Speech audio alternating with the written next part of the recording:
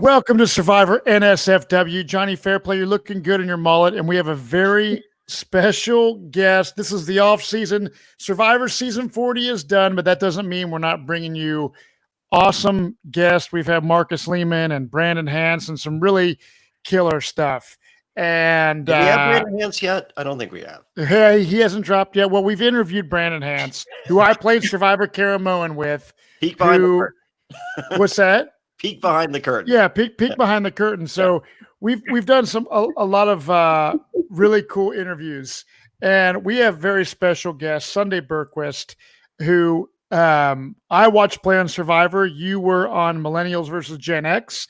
You were I read your bio earlier today. You've been a fan of Survivor since day one. So you're not like a recruited player. You were a fan, and this is something that you wanted to do for a long time. So we got a lot of stuff to talk about, but I want to know, like, how many times did you actually apply for Survivor before you got on your season? For me, I applied in like 2003, probably when Jonny got on Pearl Islands. Yeah. No one ever called me. Applying, obviously.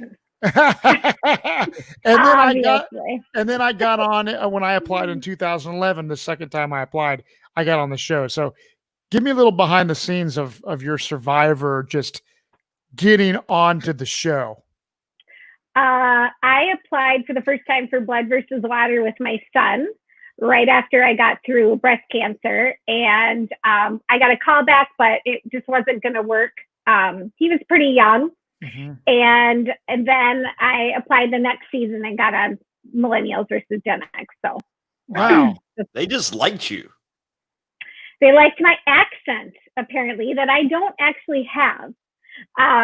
No, they were, I think that the big thing was it was Millennials versus Gen X, which I didn't know.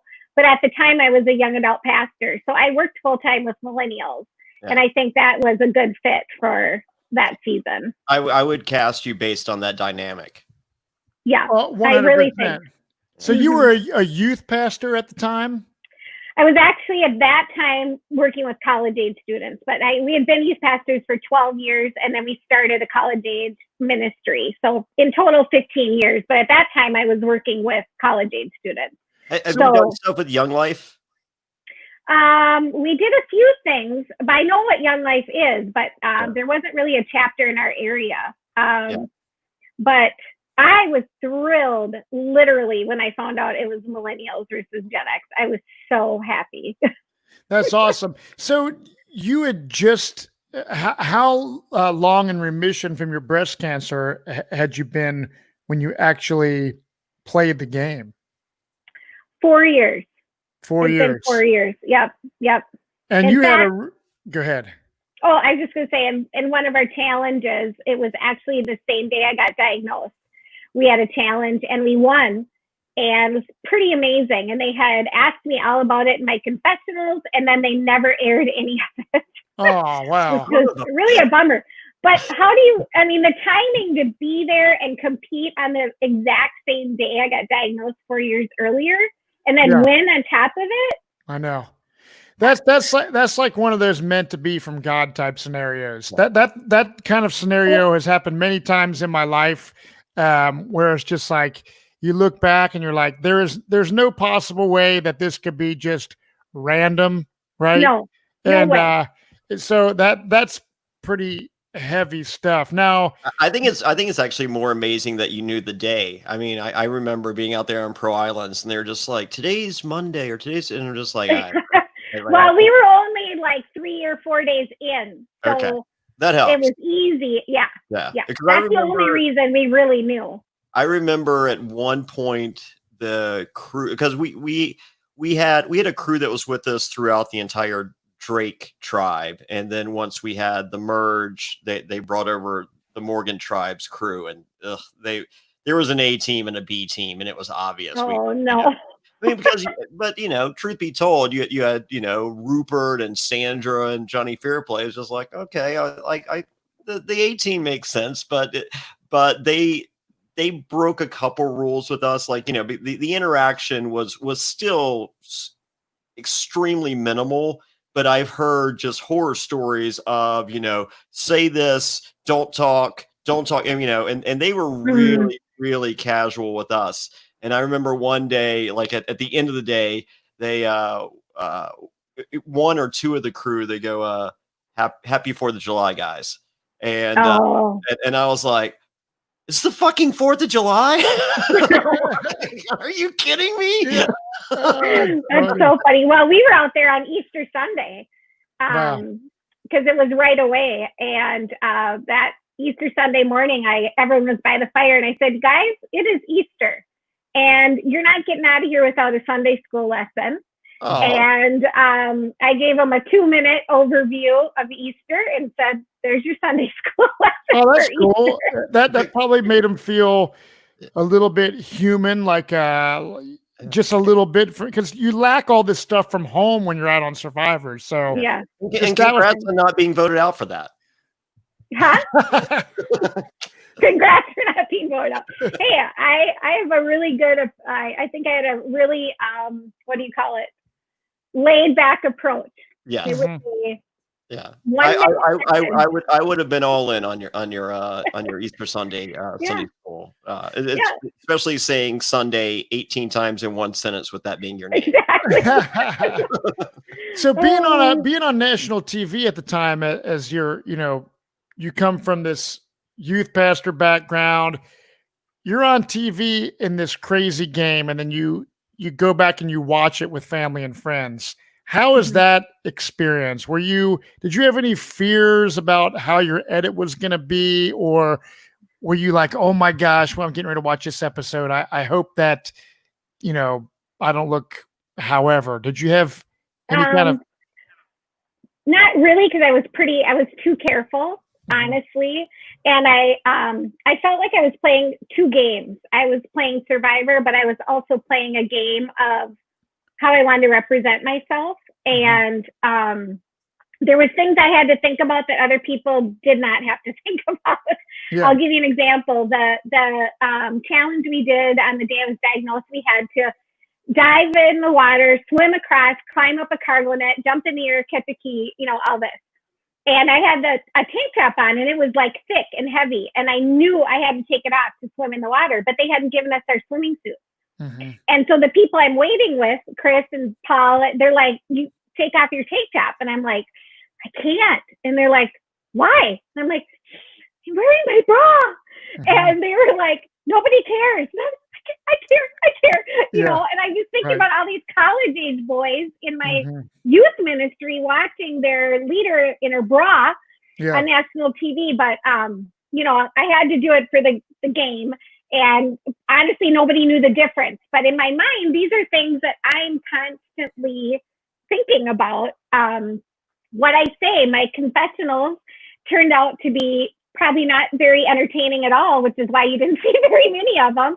Because when they would ask me questions and want me to vent, I would think to myself, do I want to hear myself say this later on TV? And usually the answer was no. And that doesn't make for great confessionals, unfortunately. So I mean, looking back, would you do anything differently? Like, would you have a sense of guilt from it? Can you separate your faith from the game of Survivor? Because I know that's a battle a lot of people face, is your morals, your values, the way you were brought up, your faith, and how, can I lie and be this player that's willing to outwit, outplay, outlast, lie, cheat, and steal the way to the end? Is there a way that Sunday could, if we saw you play again, will we see a different Sunday? Because we saw Dawn. I've seen her play Sequester, Matt. I feel that she has the ability within her. Because Dawn Meehan on her first season was more, the mom and laid back, and then on Survivor Caramoan, which I played, I was expecting that version. Version of Dawn, and Dawn was like playing a totally different game. Like it's gloves off. She wanted me out. She got me out. And so how would you play if you played a second time? I would play a lot less reserved than I played the first time. I know a lot more now. I have a better understanding of what makes good TV and what doesn't. I have an understanding that you're playing a game, not just Survivor, but you're playing a game with the people that are making Survivor. And I didn't understand those things before. So I would be much less reserved. But my approach going in the whole time was, this is a game. If I'm playing sorry with my kids and when they were little and I landed on their thing, sorry, you're out of here. So I didn't have a problem with that. I just felt like my approach would be a different in the sense that I tried to not be like backstabbing and super mean and say horrible things about people while I was lying. I would rather lie like with a smile on my face nicely. Yeah, I once again I saw that on Matt, real quick, when we're done with this, you know what I'm watching, right? What? I'm watching Sunday jumping off the cargo net thing. That's my That's what you're watching right now. Yeah. I'm pretty excited Sunday. I got to be honest with you. Little did I know that there was this hidden gem on Millennials versus Gen X. Yeah, well, I got a few screenshots on that from my sister and my friends. They're like, "Holy cow!" I was like, "So was your experience as a fan like I played and as a big fan when I was out there? I was like, oh my God, I'm actually playing Survivor. Like." I'm at Tribal Council. Holy crap. And there's Jeff Probst. And as a big fan, you think of all those things. And I think if you go back and play a second time, the novelty, I mean, it would still be exciting, but I think the shock of like, I'm playing my favorite TV show. Yeah. You would get past that and go right into game mode and maybe kind of do things a little bit different. Now, was your experience overall, your edit, how you played, although you might be a little more play the game a little differently if you played again, are you overall happy with your season, how it turned out, how you were portrayed, how the public has seen you? Because I know you do a lot of stuff now via your Facebook. Obviously, you're strong in your faith, and you have a lot of stuff going on. But yeah, I mean, so how did the kind of your friends and family and you think after you played? Well, I will say that how I was portrayed when I was portrayed, I felt like was accurate to who I was, because when you watch, when I was shown and given time to hear what I was saying things like, "Are you okay? Can I help you with that? Are you okay?" That kind of thing. And that is who I am. Was that your catchphrase? Are you okay? Probably. I mean, and this isn't a secret, but Hannah struggled some in our season. She was open about the fact that she had some panic attacks and that kind of thing. And then when that would happen, I would sit with her, even at times when we were working against each other. And when I would go to do my confessional, they would be like, "Wow, that was really good gameplay." And I'm like, "Actually, no, it's not. It's just who I am." And they'd be like, "Yeah, but it's good gameplay. They're trying to get me." And I'm like, "No, it's not. It's just, I'm not going to walk by a girl, that age having a hard time and not stop and help her." So I guess I got a pretty quiet edit, which wasn't fun because it's this huge dream, and then you're watching it, you're going, "Where am I?" Yeah. And then you question. I was there.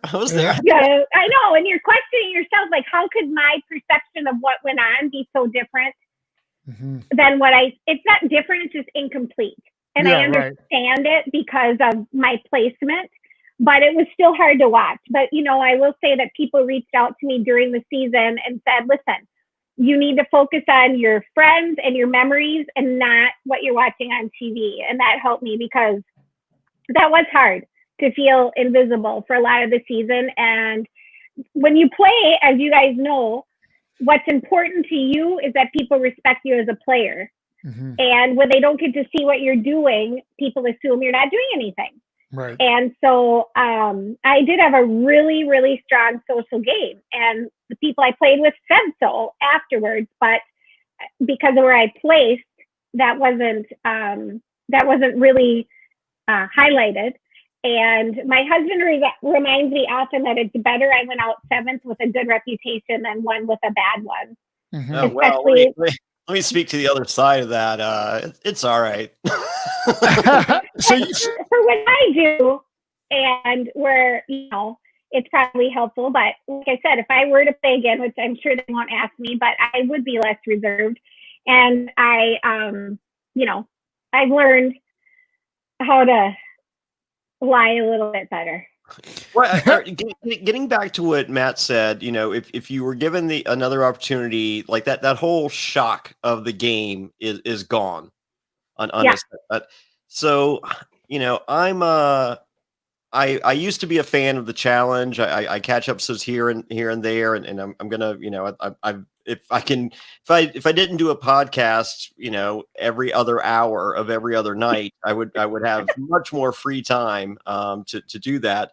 And a lot of that time is spent creating content at patreon.com/SurvivorNSFW. Become a patron right now and get all this bonus content that Matt and I spend every waking hour creating. Links to everything at SurvivorNSFW.com. But if I were able to watch the challenge, if you see the MTV challenge, they're not bringing in new people that have not done if they're bringing back returning challenge players, and if they're not bringing back returning challenge players, they're bringing players from Survivor, they're bringing players from Big Brother. Jay from Millennials versus Gen X just on the last season, and I think that's a smart concept. I know we have thousands of listeners to this podcast that are like, my dream is to go on Survivor. And that's great that you feel that way. But I feel a much better show going from season 40 to season 50, if that's the cutoff, or 55 or 60, is we have a talent pool of over 500 survivors to pull from that. I feel if we're to go back a second or third or whatever time, that they have the ability to give you a better television show through better gameplay and all that, because that the dissipation of 4 episodes of shock of figuring out just how to live is gone. Yes. I agree with you. I mean, I spent the first, I don't know how many hours in my head. How do I make an alliance again? How do I make an alliance? I've been watching this for 20 years. How do I make an alliance? But, it's just, and you're so, for me at least, my brother says that I think everybody poops rainbows and bunnies. And so I'm a natural best believer of everybody and everything. And so I tend to be naive. So I don't think like, oh, maybe these questions are being led to me in a certain way for a certain reason, or maybe I need to be thinking about why this is being said, or, because you're still acclimating. You're still like, where do I poop and what do, all that stuff. Yeah, subtracting that from the equation, I just think once again, I know there's thousands of listeners here going, I want my chance. And it's just like, you know what? We've had 40 seasons. And, I don't want to be a bad guy here, but I do embrace the role. You had your chance. How about 40 through 50? Let's pull from that talent pool. You're looking for ideas, whatever faux concept that they throw on, a David versus Goliath or whatever. It's just like, screw that. You have a talent pool of great players. You have a talent pool of players that haven't shown that they're great yet, but could potentially be, because that shock is gone. And I've hated throughout the years. I've heard the idea of a first boot season, and I've hated it. And the more I think about it, I'm just like, you know what? A first boot season wouldn't be the worst, because I think a first boot season would be better than Edge of Extinction and Island of the Idols. Some of the, I mean, literally, if you think about some of the first boots, I would love to see. Think about it: Sugar, Reem, Francesca, Natalie. Jonny Fairplay. There's Zane Knight. I want to see Zane Knight play again. Yeah. I just put myself in those people's shoes and just imagine, I just knew what a dream it was for me, and to get out there and go out first, not even really getting to get the experience That would suck. But I feel that drive is like those first boots that that weren't called to play a second time, or even the ones that were, that only get played for 3 days twice. So those people, it's the shock is gone, and their drive to win, I think, has got to be stronger than potentially anyone that's ever played the game. Oh, 100%. You mean on a first boot season? Is that what you're saying? Yeah, because it's like they know, wow, this is truly my second chance against everyone. That the playing field is equal. Yeah, because everyone's been voted out first. So there's no one has more experience than another. I mean, except Francesca. Yeah. But they've thought about this they've thought about every single mistake they made within that 3-day span, and they're just like, given the opportunity to play again, they're just like, they'd play so hard. Yeah, I've got 3 winning games of Survivor in my head because they've over rationalized so much that I think potentially would be a great season. So, but as I said, Sunday, you go back and you watch Millennials versus Gen X, you're like, I know what could have been good TV and I didn't do. And if I were to go back, I'd cast you in a heartbeat for a second season. And I think if you were to come back, that you have a pretty huge hero story to bring with you. Yeah, that's right. I agree. I'm going to have, another one to come. Nice segue there. I agree with you that, and you know what? A lot of Survivor is the stories of the people that are playing, and if they can communicate them. So I agree with you. Of course. I agree. So you played a game recently with Jonny Fairplay. Although it wasn't Survivor, there was a game called Sequester, an online Survivor type game. I know Jonny was telling me, "Hey Matt, tune in," and I was sitting there watching it and trying to pay attention. And I noticed a lot of people gunning for Jonny Fairplay. Jonny, is that true or false? Well, I remember when I was quickly removed from the game, turning on my phone because I didn't cheat, and I have about 8 messages from Matt Bischoff saying, "Sunday is destroying you." I was not destroying you. Oh, she wanted you out. Hurt Sunday.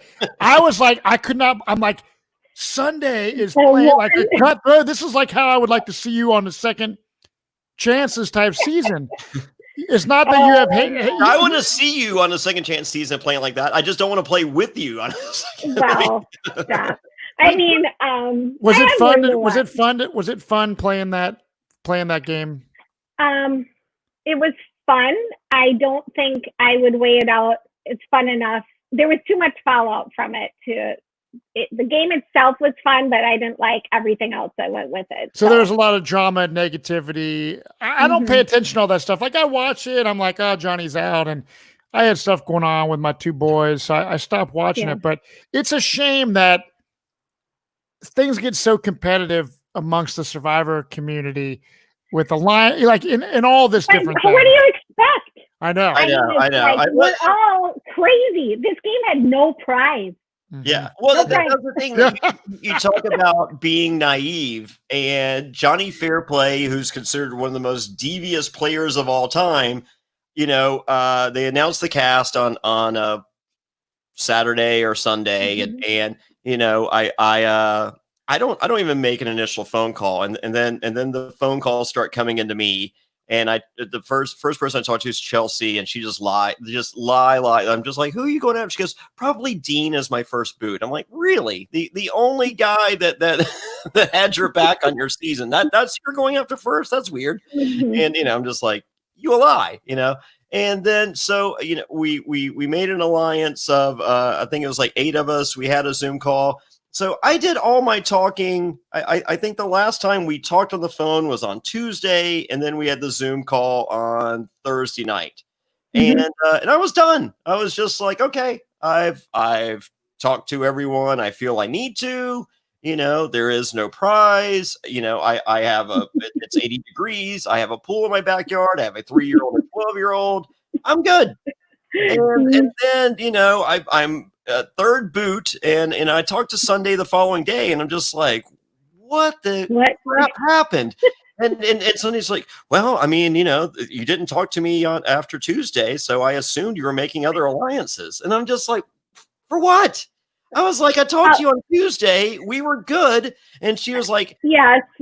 There was another call that we weren't all included on, and that's what gave me a question. Yeah, but like that, like I'm just like, so half the alliance met again and didn't include the other half. Yeah, well, okay. So well, in addition to that, it's just like I was just like, well, like what exactly did I do wrong? And you know, Sunday's like, well, the conversation you had on Tuesday, everyone had that same conversation again on Friday and Saturday and Sunday before the game, and I'm just like, so on a game with no prize, I was supposed to have the same conversation essentially 12 times with each person. And then Sunday's like, yes, this is Survivor. Yeah, that's crazy. I mean, I don't even know if I wouldn't say that. I wouldn't point and say like that's your mistake. I'm just saying in my mind, I was like, well, there was this other call I wasn't included on. I still felt like we were all kind of going the same direction, sort of, but it became apparent pretty quick that that wasn't the case with other people in our alliance even. Yeah, and, I think War Dog had two main 4 alliances, and I think he jumped ship. Him and Wentworth jumped ship really quickly from our big deal, and I think I don't think that was like because I don't feel that the 39ers were a part of either of those alliances, and I think if he had stuck with that 39 those 39 targets from the get-go.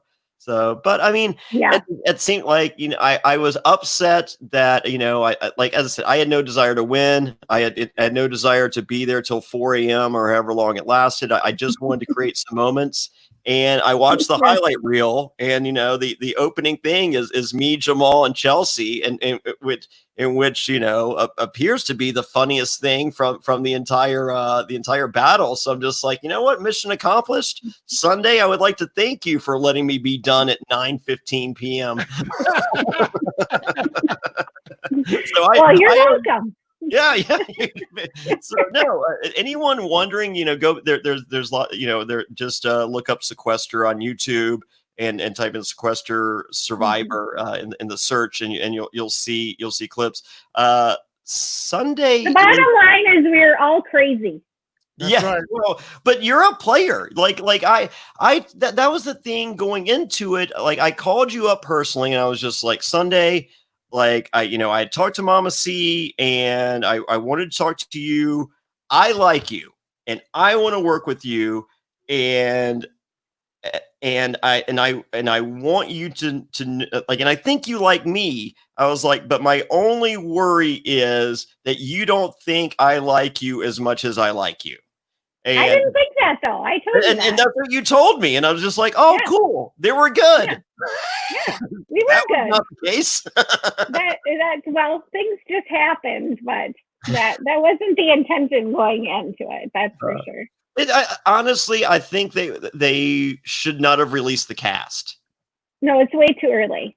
Yeah, I don't think that the people that run Sequester understand the significance of the pregame alliance amongst survivors. So you're saying they should have just kept it all secret and just just right beforehand. Watch Saturday night at 9:00 and 20 of your favorite survivors, and just let their imagination run. It like I feel that they would have got the same amount of viewers if people would have been like, "Ooh, do you think it's Rupert? Do you think it's Boston Rob?" versus them announcing the cast that they did. So, I mean, I think it was a great cast, but I just think imagination would have served just as well, and none of this pregame bullshit would have been a part of it. Yeah, and it took up way too much time. But once you're in it, you can't. If you exit, then stuff happens when you leave the room. Yeah, apparently, right here. Well, I'm just saying, it's like leaving to look for an idol, or when everyone else is at camp, or whatever, you know. And then once you're in it, you can't. It's like, well, if I leave now, I'm going to risk who knows, you know? Yeah, Did it was a big eye opener for me because, like, you know, I was just like, hey, this is kind of practice if I go back on Survivor, and I was just like, holy shit, like, if I were to go back again, am I a shitty survivor? Because I have friends and I have friends I trust. Like, I trust Sunday and I trust. I got this stupid picture on my wall. I trust War Dog, and you know, and I talked with Wentworth, you know, for a couple days, and I'm just like, you know, like you know, Mama C. I know. I'm just like, I know these people. I've hung out with these people. I trust these people. There's no prize. This should not be difficult. And you know, and essentially all of them, with the exception of Mama C, wrote down my name, and I'm just like, holy crap. I'm just like, is this an like is this good that this happened to me? Because if I do go out for another Survivor, that means that no one is my friend. No. It's tough. I mean, you definitely are that villainous character that my target's a little bigger than most. Yeah, like I was gonna say, like Denise. Do you not agree? Well, I was just gonna say, I know you, but I also know what you portray as your reputation or your shtick, which I think is your shtick is not really you, who you are. However, in my mind, I would assume that would carry over into a Survivor game. I wouldn't have assumed that you would be a player that was like, I'm super, super loyal. I just would assume that you make a bunch of plans, because I'm just going by what I feel like is your portrayal of your character. Yeah. So to me, I wasn't expecting a Jonny Fairplay that is like, no, like, I'm really loyal to my friends and that's how I play. Yeah. Well, but I do separate. That was me. Right, but I'm saying, like, in my mind, those are not two different people, but I feel like that is part of your brand and your character, not character. But I don't think that's who Jonny is as a person and a friend person. You know what I'm saying? There's like a difference there. So if we were to go out there on Survivor, what would you expect to see?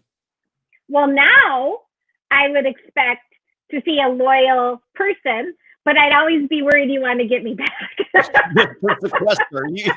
I would ruin your $1 million dreams because of a game. No, you wouldn't. No, but now that I know that that's how you play, I wouldn't have assumed that you played that way. I just, not in a bad way, because that's how you portray yourself for Survivor as a caricature.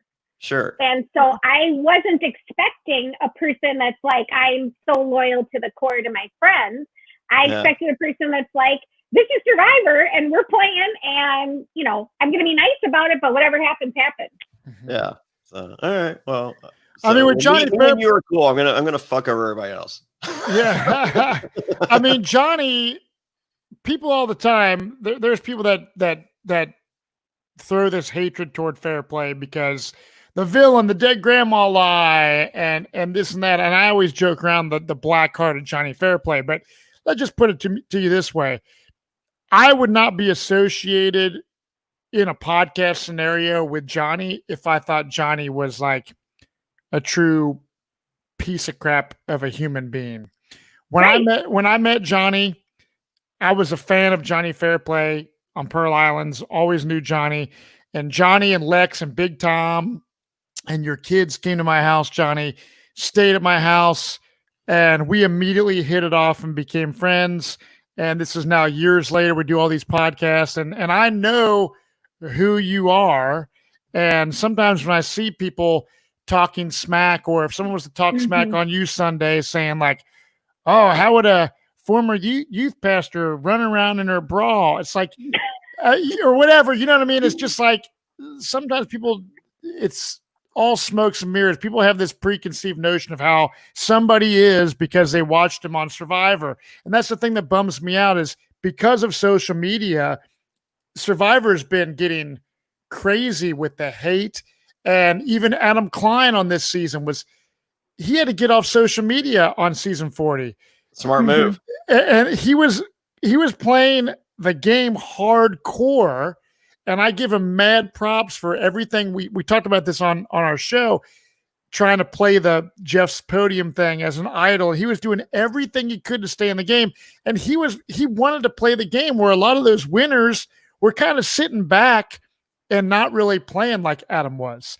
Yeah, and a lot of the as long as it's not me philosophy. Yeah, exactly. And the Adam thing should not have been a surprise. I mean, Sunday, I want your take on this. You go back and watch Millennials versus Gen X, and Adam Klein was on the opposite side of a ton of votes. And so for him to go out there scratching and clawing the entire time was what he had to do. I mean, because it wasn't like he was going in as a winner that dominated his. It's just like, hey, here I am, the guy that ran the show. That was not Adam Klein. No, even after the merge, it was like, Adam, we can do whatever with Adam later. He's a number. And he knows we've joked about this before, but he wasn't on anyone's radar at all as far as watch out, Adam's going to get to the end and win this game. He had some missteps, which everybody does, but he wasn't this, huge threat to win the game our whole game while we were playing it. That just, wasn't how he was viewed. He definitely deserved his win. I will say that, but I'm just saying we didn't get to the merge and we're like, okay, we got to worry about Adam. Yeah. And on season 40, he's stepping on an island with people with statues made of them. Yeah. Right. Well, and I felt like for Adam, which Adam was like the fan playing the winner's season. Yeah. Like he was the representative of the fans getting to be on this season with who he considered his idols all these years since he's like 10 years old. Sure. So imagine him getting out there and as this super, super fan, and he's almost like all the fans are putting themselves in his position. Mm-hmm. And I felt like some of them were like, well, we're taking our ball over here because we're a little bit more, seasoned than you, and we are a little bit more smarter than you, and you can just, Adam, nice. You know what I mean? Kind of like that. And you have a lot of big egos in season 40. A lot of, I'm not naming any names, but I know there are certain people we know that were very disappointed in meeting their heroes and playing with their heroes. Like, which I got calls immediately after. I got no spoilers because it was just I got the, hey, Fairplay. And I was just like, I don't want to know anything. And they're like, I know you don't want to know anything, but let me say this. Meeting your heroes sucks. And I'm just like, oh, and I'm just hoping that those people that they say suck, aren't my friends that let me down. It's just like, oh, come on. Didn't you see through social media that I'm friends with this person? Didn't you see, through pictures that I'm friends with? And those are not the people. It was the people that I'm not friends with that are, in that upper echelon, that they were the, there's reasons that I'm not friends with them. So, and, you could see the little bit of watching it. I felt like a little bit of a high school dynamic. Oh, yeah. A little bit of that seems like it happens every season, depending on who's on the season, but it's unfortunate. I think it got even worse on The Edge of Extinction. That separation of the cool kids. So would you think, Sunday, that season 40 was one of the best seasons of all time as a fan? Because it was really hyped up by Jeff Probst, like, this is the best season, all winners. I thought it was a top tier season, but I don't think it was the best. How would you kind of rank it? I thought it was definitely up there. It was fun. I loved the fire tokens. I hate Edge of Extinction. All right. Here's my real quick. Here's my question to you. I didn't have a problem with the fire tokens either. I don't like the idea of selling a disadvantage. I don't like but that kind of goes with the extinction. Like I hate, people that you were obviously better at the game, impacting your game from outside the game, just because you're doing good. I don't. That's what I don't like about the Edge. Yeah, I don't. You were voted out, so why do you get to? Why are you getting to make decisions that affect the game when the tribe voted you out? Yeah, that's what I don't like. So how do you do the fire tokens without extinction? I don't know exactly, but I liked the idea that people were bartering with them. I mean, they would have come up with something, whether it was like, if you vote with me tonight, I'll give you 2 of my tokens. If there's so many ways that they could have used them. But I just want to know how they get in like that. That's the only, like, I don't want production to decide who. No. No. So like if they're hidden, maybe they're hidden like immunity idols or something, or I could instead of idols being hidden, I could live with fire tokens being hidden. Yeah. And then you use I like fire the creativity. Yeah. I loved watching them on the spot have to figure out how they were going to use them. Yeah. Yeah. I like the idea of winning them in a challenge. You know, and having them left to you when someone's voted out. Yeah. So I'm cool with that. I just like, as you said, I hate extinction. So if the other to make enough idols out there or enough fire tokens, if the other fire tokens are hidden versus hiding idols, and then that also makes me happy because I hate the idea of so many hidden idols. Yeah. So maybe that's our solution. But what you hate is things like idle nullifiers, the extortion advantage, things like those kind of things. I don't really have a problem with the idle nullifier. So I say that now is famous last words. It's like, hey, remember Jonny Fairplay when you played the idle and then somebody played the idle nullifier? Remember that on your? Yeah, it was great. I don't like it because how do you play to it? I just think if you worked your butt off or whatever you did to find that idol, I just think that if you play it wrong, then you played it wrong and you lose it. But to have someone else take it away from you and it isn't because you did anything wrong. Because you did it wrong, that I don't like. Yeah. I don't want to use the word fair because there's no such thing as fair in Survivor, but I don't like that. I think it should be your own demise if you waste an idol, not that someone else was able to take away the fact that you found an idol. Yeah, I think I would be a lot. I mean, like, I thought it was a great moment with Hot Cop Dan and Carl and Nick, with the idol nullifier. But I think I would be a lot more on board. I mean, because there were so many, like, you had to play the idol nullifier on the person that was using it, on who there were all these caveats. Yeah, and they guessed correctly. Is bing, bing, bing. They got them all correct. And which was amazing. And kudos to them. But I think there would be a greater air of mystery to it if they had incorrectly guessed on the person that was using or whatever. And so they played it. It didn't work. And then you're just like, oh man.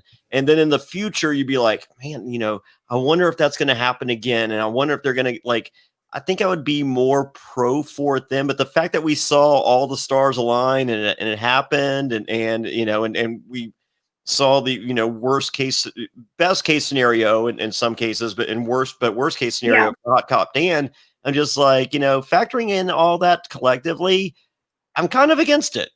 Because how many times is that going to happen where they are able to line it up exactly perfectly? Yeah. I don't like the fact that something you earned can be taken away from you and you have no control over it other than you. Yeah, you play it wrong, it's on you. But at least you wasted it your own self. Someone wasn't able to take away what you earned. Yeah.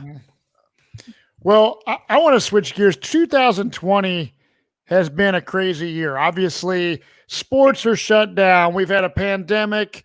Now there's protesting worldwide. And it's just, we're almost living in a movie.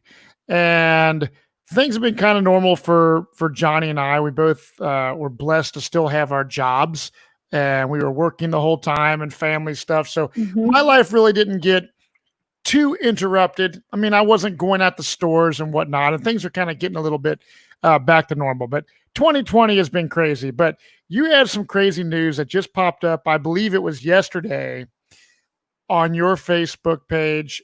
Put out a video. You had a shirt made. Your faith is very strong, and you came out of the gate with this message. You have esophageal and ovarian cancer diagnosis, correct?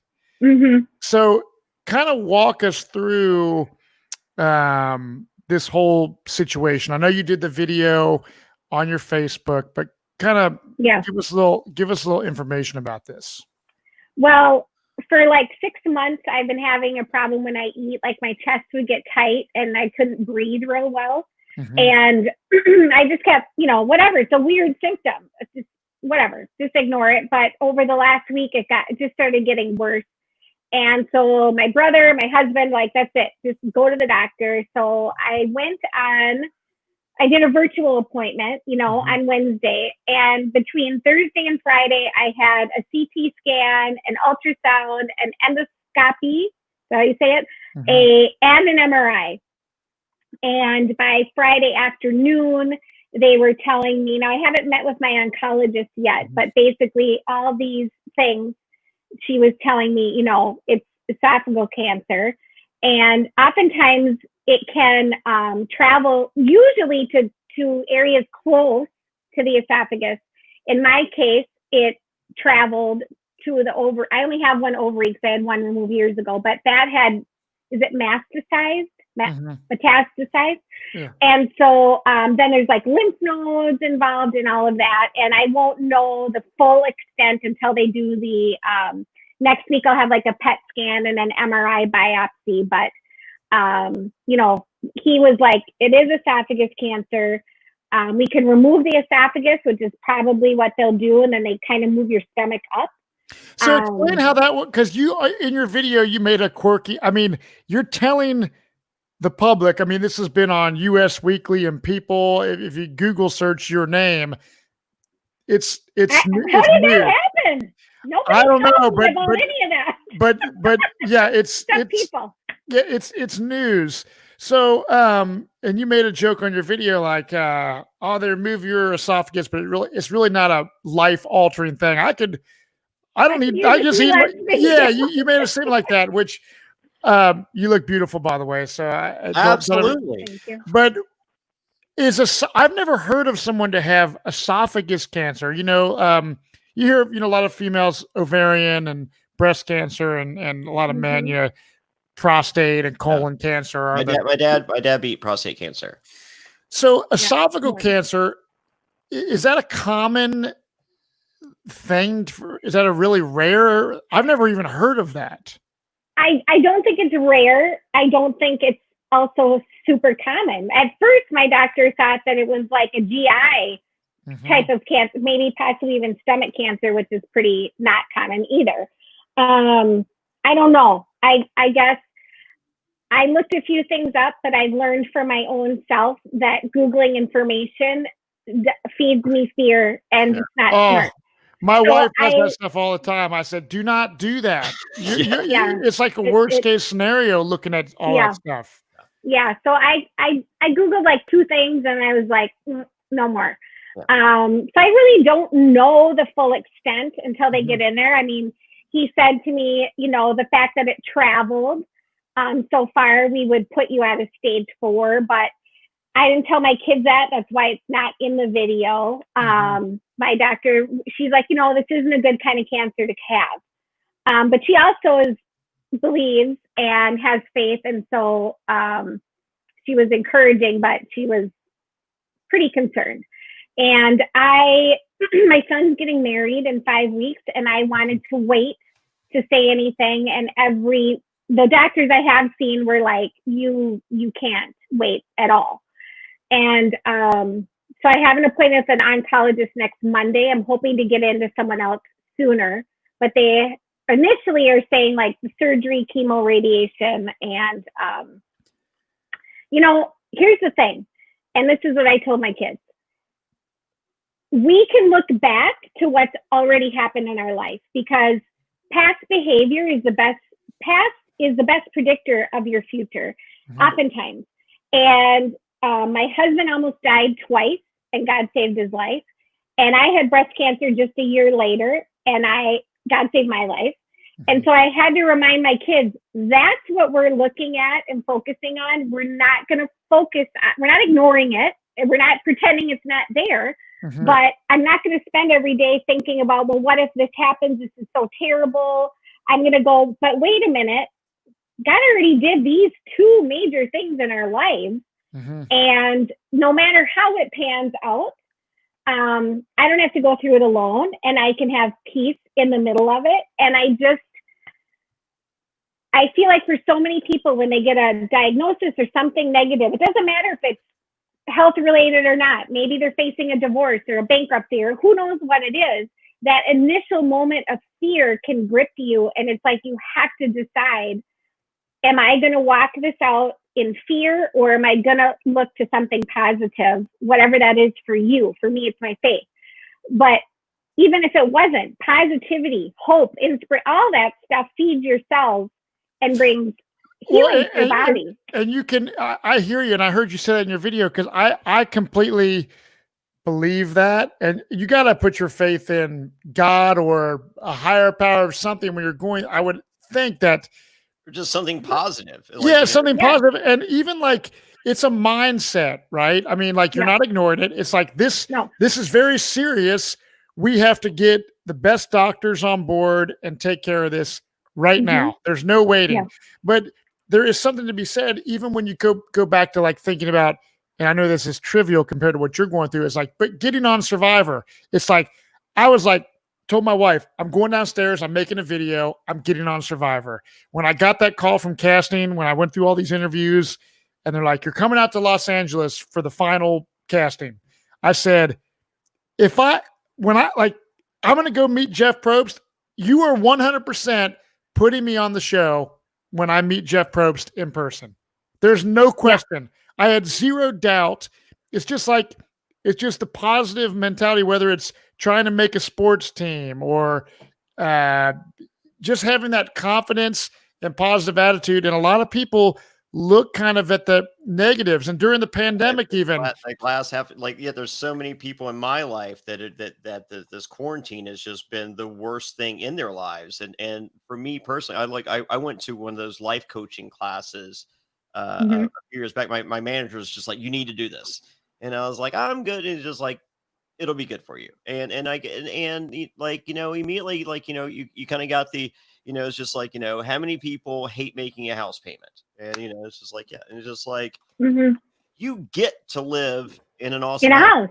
I mean, like my house is great. Like I had renovators coming in today. Like I'm about to have a real awesome house. It's just like, how many people hate making your car payment? You get to drive around in a car, Exactly. So you get, like, there's all these things that we get to have and enjoy in our lives that, that you have to appreciate and look at that positive other side, versus the negativity. And seeing you on Facebook last night, I was almost brought to tears, because I'm just like, that's my girl that I know no matter what is placed in front of her, she's gonna, like, and here we go. Like, next challenge. Let's beat this. Yeah. Let's do it. And let's make a t-shirt. We already have this. We already beat it on our t-shirt. I love that. Yeah. Here's the thing. The alternative is to be negative. And being negative doesn't make anything better, but make you sad and angry, and everybody else around you miserable. Well, I think if you're mentally defeated, I think your body joins in with that, against that fight. Yeah, it does.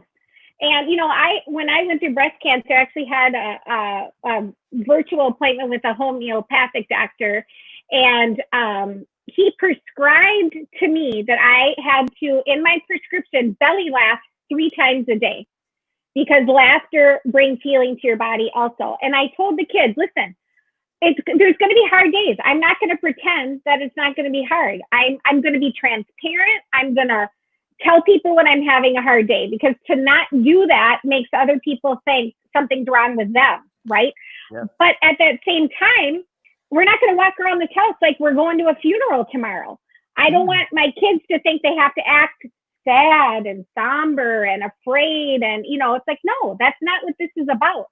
But I think it's a balance. It's like, I'm not going to fake it and act like everything's perfect. But on the other hand, living in a negative space does no good for anybody. And it doesn't bring any healing to my body whatsoever.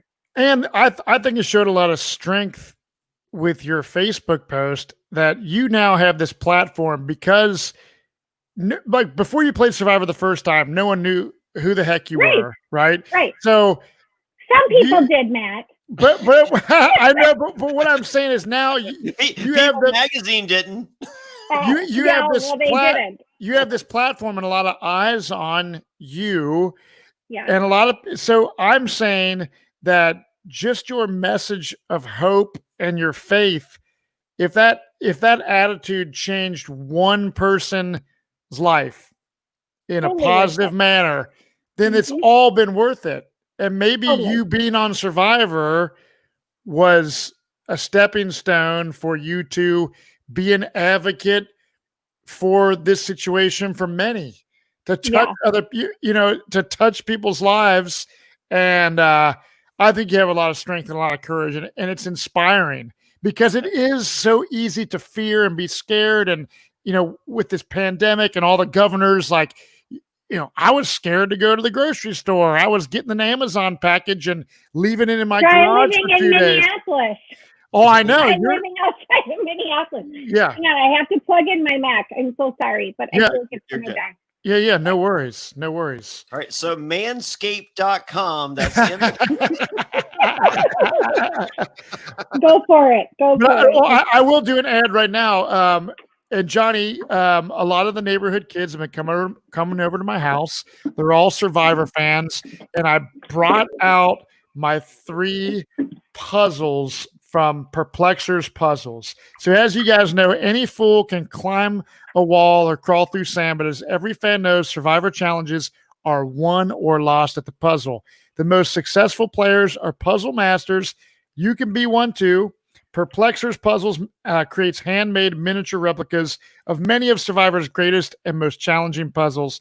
Find out if you have what it takes by visiting Perplexer's Puzzle store on Etsy or simply visiting survivorpuzzle.com. Enter promo code Fairplay at checkout for a 10% discount. And I'm telling you, Jonny, those puzzles, I had a 14-year-old girl, our friend, do one, neighbor across the street. Her 9-year-old brother. I had another 15-year-old kid come over, and we were just passing the puzzles around. I was like, so the fire puzzle, start off with this one, and then this tree puzzle is really hard. It took me 33 minutes to do it. By the 3rd time that this one girl was doing it, she got it done in like 4 minutes. Domination. Here's my Survivor puzzle story. So I was in the Outer Banks this weekend, and I brought the puzzles with me. Piper brought a friend, and so we're hanging out beach wise in the room and all that. So I have the fire puzzle, and I have the season 41. Okay, the tree puzzle. Yep. And then I have the circle one that Boston Rob had a really tough time with. That that Ethan did the dude, you suck today. And right. Made the t-shirt available at JonnyFairplay.com, and whenever you order a shirt, you get a phone call from me, Jonny Fairplay, thanking you for your purchase. So yes, I go to JonnyFairplay.com. Links to everything at SurvivorNSFW.com, by the way. So, but the Boston Rob puzzle, I noticed I had some friends over pre-vacation. So in the recent times, since the quarantine has kind of lifted a little bit or whatever. So I noticed Madeline walking around with a piece of wood in her hand. And that piece of wood was one of the pieces to the circle puzzle. And upon completion, there are 4 pieces missing to the. Oh no! So you need to get yourself a new puzzle. Oh boy! I just need those 4 pieces. But I don't know. Well, I'm gonna hit up Ryan. I'm gonna take a picture and see if I can get those 4 pieces. But yeah, Madeline could ruin like if I were to go back on Survivor, I think my luxury item, I would like it to be Madeline, and I would send her over to the other tribe just to take 4 of their puzzle pieces. And then because I don't know if you're aware of this, Sunday, but every challenge now is you go over something and then under something, and then there's a puzzle. Well, Yes, that's right. So yes, if I can have Madeline on the other tribe hiding 4 pieces of puzzle, we're gold. Like, well, I want to go ahead, Sunday. Oh, I was just going to say at Ponderosa, Chris Hammonds was working on this huge Coca-Cola polar bear jigsaw puzzle. Mm-hmm. And he was just so mad because he couldn't get all the pieces together. Well, we didn't know until we saw the Ponderosa videos after the show that Taylor was taking them every single day, hiding them. Oh my gosh, that'd be frustrating. He never said anything. Yeah. Wow, I love it. I would that's admirable. So, are Sunday? Well, first of all, am I dreaming this, or did you play the Durham Warriors Survival Challenge ever? Did you play? I did. You did? Okay. Now, I played that at Bob Crowley's house. Mm-hmm. To me, it was the closest thing to real Survivor as you could get. For sure. I absolutely loved this. I wanted to get your opinion on it. You loved it? Loved every minute of it. Yeah. I mean, not the voting out part, but I loved everything. Yeah, it was really like playing real Survivor. So, like, if you're a fan of Survivor, you most likely won't be lucky enough, like Sunday, myself, and Jonny, to play Survivor. But and if I have my way, you'll never get the chance. but go, check out if you guys want to apply for. I don't know, they're probably canceling it for this year, but Survival Challenge. John Vitaya, our friend, it's at a place in Illinois now.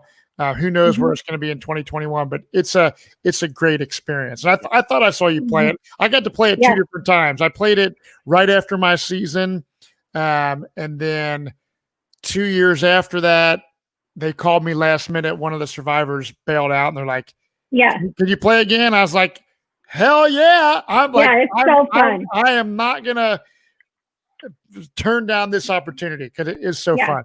But so Sunday, you're going to be getting more. I mean, you have a great positive attitude. I know you do a lot of I have things on Facebook that you kind of give these positive messages. Are we going to see a lot of updates and more videos on your social media throughout this journey? Is that what one of your plans is? Okay. Yep. Awesome. The way I worded it was I wanted to take people on the journey. So I plan to show the bad, the good, whatever is happening. Mm-hmm.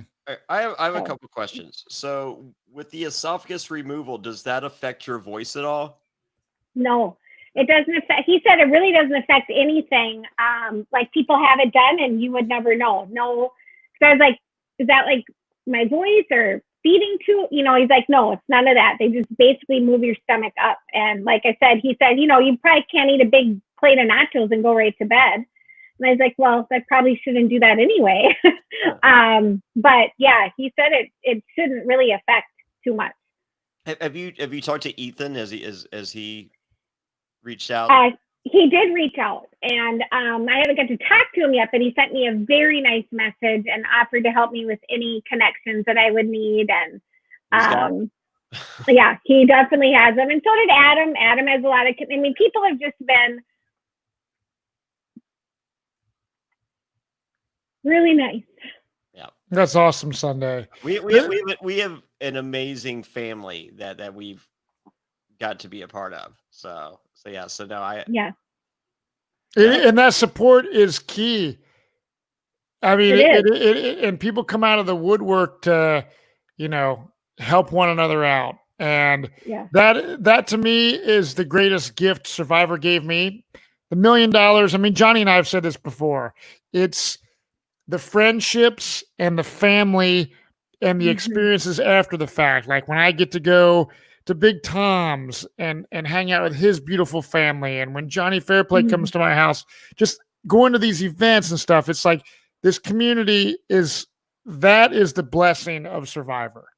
And that is what, to me, the greatest gift that is given me from playing Survivor. I can complain all day about, and same with you, Sunday. They didn't show my gameplay. I was too this or that in confessionals. But you know what? You have amazing people that love you, that you need in this time in your life, and that's worth more than any amount of money on the planet.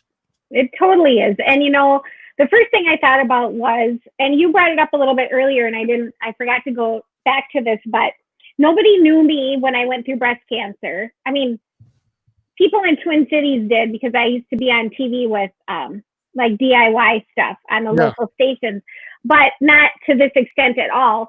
And so when it came to Survivor, I could tell people, 4 years ago, I had breast cancer. I got through it, all that.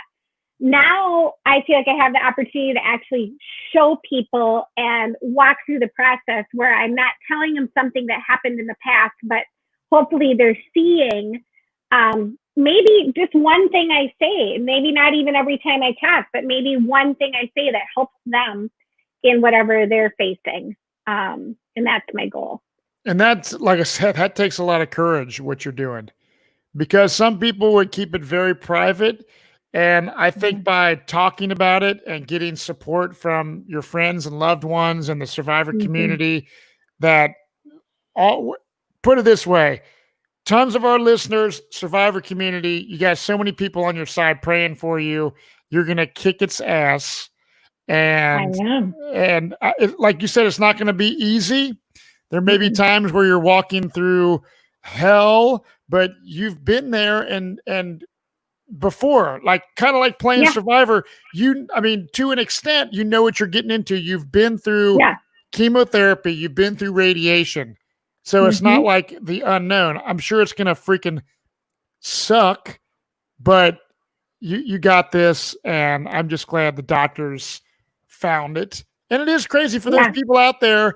Sunday was saying that she had a little bit of, I sometimes have like heartburn. Man, I just ate some marinara sauce or jalapeno peppers. I got heartburn in my esophagus or acid reflux or whatever it's called, a reflex. Or I just don't know. hearing you on the podcast, we think that's right. But so you're suggesting, if you going to the doctor is a testament for people.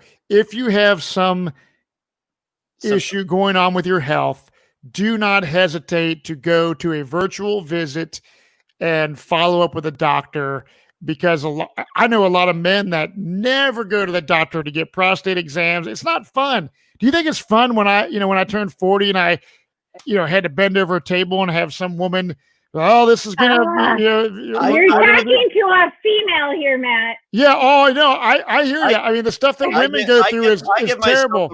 I give myself a prostate exam weekly, Matt. I'm sure you do. But I'm just saying, go, no matter what your fears are. What am I supposed to be checking for? Lumps? I don't know. I think that's a different podcast. But my dad had lung cancer. He was coughing a bunch. It was from Agent Orange in Vietnam. Unfortunately, he passed away from his lung cancer. But it just, you have to go get checked. That's why when we do these charity events like Reality Rally, when I went there, it was for breast cancer research and stuff. And it's like, women, get your mammograms. I mean, I'm sure you've said this a million times. Self-exam yourself. Men, a good BMX bike rider buddy of mine had testicular cancer. As weird as it sounds, you have to examine and know your own body. And if something is not right, then get checked out. So we know you're going to be good Sunday. So real quick, as far as going to the doctor this past week, how preventative was that going? Were they just like, oh my God, you got here in the nick of time? I don't know that yet. That hasn't been said, other than it could have been caught earlier. Yeah. But that's here nor there now. Right. But it's good. Yes, very good that I went when I did, but I don't have, luxury of time on my hands as far as that goes. And that's okay. Still give it everything and it's going to be fine. I kind of just put it all in the same basket. It's like cancer, lymph nodes, esophagus, whatever. All of it is an opportunity for a miracle. Right. That's what it is. Yeah. And once again, a hero story on your return. I mean, like I'm wearing the Ben tank top right now. I don't know. Look at that, the Ben tank top. Yeah, are you aware of what Ben used to do professionally? Yes. Oh. Well, you mean like in the Marines or what? Wait a second. Are you trying to tell me that he served our nation's military? Yeah. This is Johnny's running joke. She is. Yeah. She knows about it. But you've heard. I didn't know if you had heard. Did you mention that on the show? Only a couple like times. Ben a lot. I do too. I have the shirt. I wouldn't wear the shirt if I didn't like him. Yeah, Hey, I like Ben Okay. too. Sunday, would you do you want me to make a shirt and we'll give you all the truth be I make $4 a shirt is what I make. You want me to do a Sunday schooled cancer shirt? Sure.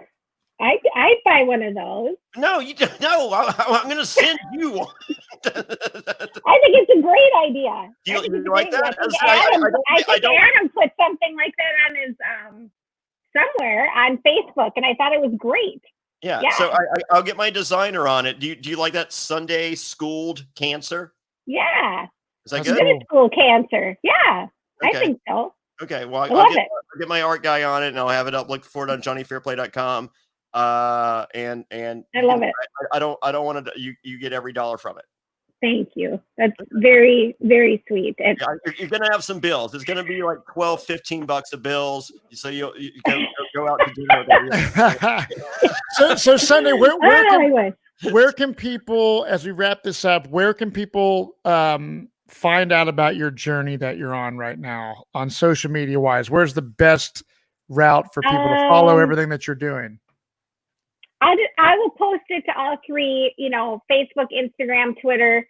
Probably some of them will be a little bit longer, maybe 3 to 4 minutes. So they'll probably house on Facebook, and then I'll transfer them over to Instagram and then post the link to Twitter. So my personal Facebook page, Sunday Marie Burquest, or my Sunday Burquest profile page at Sunday Survivors, my Twitter and my Instagram. Everything I do, I'll post in all three places just to get the word out. And my website is iamgritgirl.com. I'll post. What was that one more time? iamgritgirl.com. GRIT? Yep. Okay. iamgritgirl.com. Okay. Just make it. And I'll post there, and I have my book is on there. So if you buy it there, I'll sign it.